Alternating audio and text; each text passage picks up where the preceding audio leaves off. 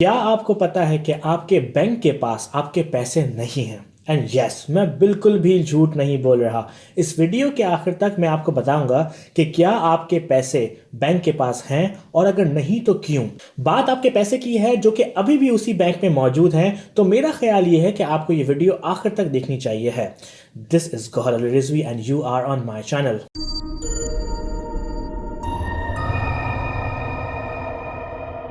बेहतर है कि एक छोटी सी तमहीद से स्टार्ट करते हैं। आज के दौर में बैंकिंग बहुत से ज़्यादा सस्ती है। आपको यूजली आसानी से ऐसे बैंक मिल जाते हैं जो कि आपका अकाउंट फ्री खोल देते हैं। Chequebook, debit card, bank draft, online banking सब फ्री देने को तैयार हो जाते हैं। इसके अलावा वो आपके पैसे संभाल कर रखते हैं और जब आप बैंक से पैसे मांगने जाते हैं तब भी वो पैसे देने की कोई फीस चार्ज नहीं करते।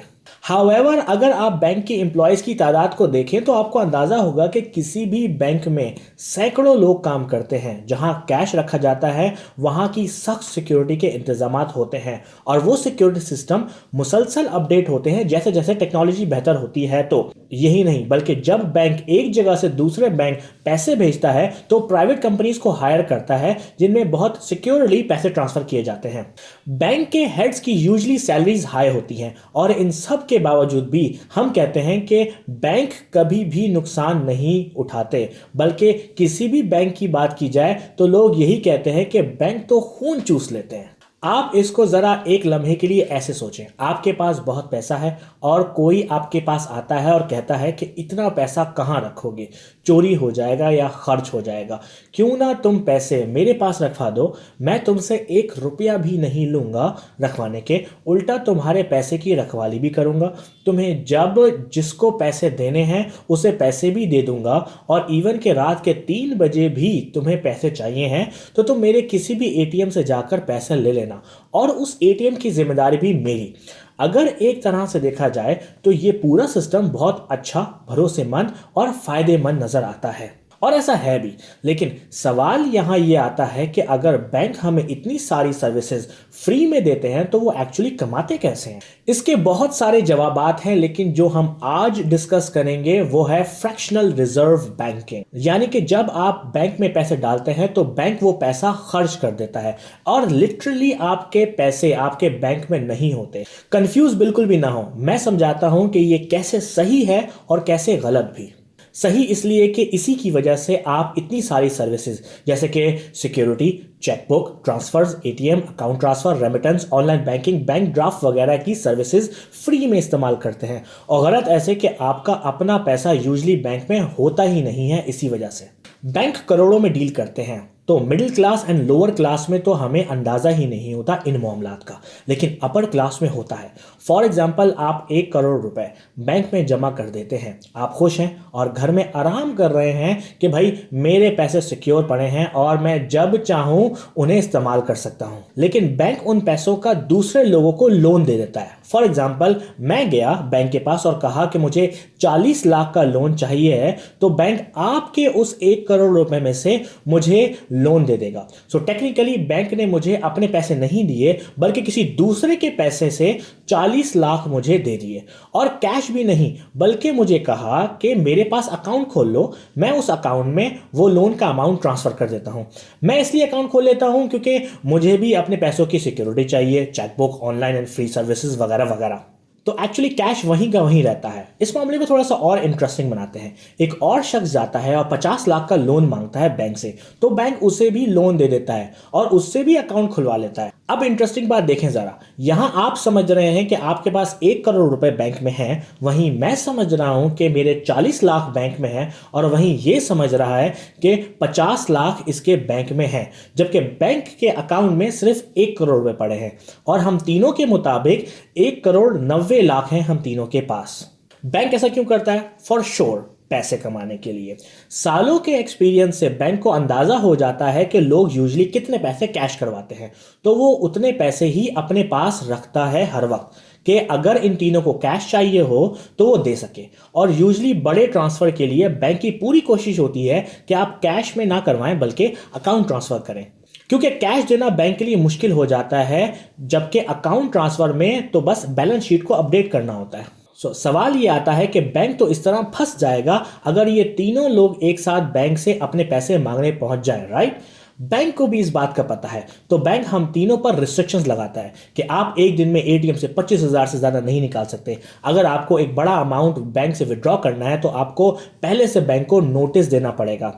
आप पाकिस्तान में यूजली अपना सारा पैसा नहीं निकाल सकते बगैर बैंक को नोटिस दिए, अगर वो पैसा बहुत ज़्यादा है तो। क्यों?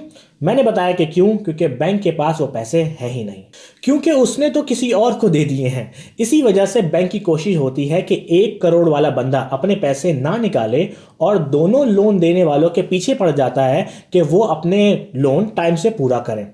लोन के वापस करते वक्त बैंक को पूरे 2 करोड़ रुपए मिलते हैं और बैंक 1 करोड़ आपके अलग करके 90 लाख और उन 90 लाख का सूद रख लेता है। तो लेट्स इमेजिन कि क्या होगा कि अगर सब लोग एक साथ बैंक जाकर अपना पैसा मांगे। नॉर्मल सी बात है कि बैंक के पास पैसा नहीं होगा तो वो आपको दे ही नहीं सकेगा, कोशिश करेगा कि दूसरी ब्रांच से अर्जेंट कैश मंगवाकर आपको दे दे। लेकिन अगर दूसरी ब्रांच में भी लोग अपना कैश मांगने पहुंच जाएं तो बैंक कोलैप्स कर जाएगा। लोगों का इस तरह एक साथ बैंक में जाना और अपने पैसे का मुतालबा करना बैंक रन कहलाता है। और बैंक रन दुनिया में बहुत बार हुए, 1866 में, 1994 में, 2001, 3, 7, 8, 11 में हुए।